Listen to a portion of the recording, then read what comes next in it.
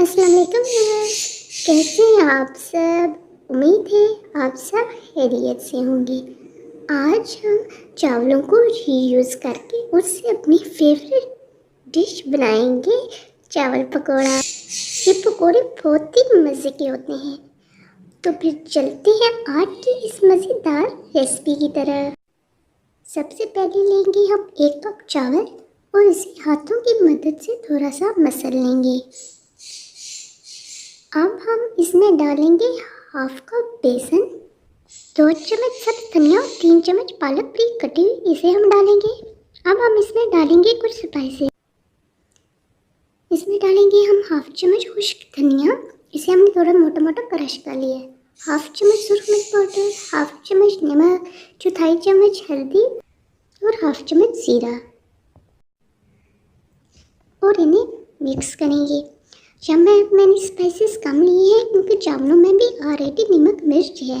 ये चावल जिस तरह नॉर्मल हम घर में पकाते हैं इस तरह से पके हुए चावल थे जो बच गए थे, तो अब हम इनसे न्यू डिश बना रहे हैं। अब हम इसमें थोड़ा थोड़ा पानी शामिल करके इसका एक स्मूथ सा पेस्ट बना लेंगे। पानी को आपने थोड़ा थोड़ा करके मिक्स करना है ताकि हमारा बैटर जो है वो बहुत ज़्यादा पतला ना हो जाए। यहाँ पे बेसन मुझे थोड़ा सा कम लग रहा है तो हम थोड़ा सा बेसन मज़ीद डालेंगे।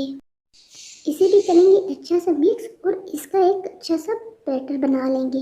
बैटर ना बहुत ज़्यादा पतला होना चाहिए ना बहुत ज़्यादा सख्त। यहाँ पे हमने पकोड़े तलने के लिए ऑयल को गर्म होने के लिए कढ़ाई में रखा हुआ है। हमारा ऑयल गर्म हो चुका है तो अब हम इसमें पकोड़े डालेंगे। हम इस तरह चम्मच की मदद से थोड़ा थोड़ा करके हमेशा कढ़ाई में डालेंगे।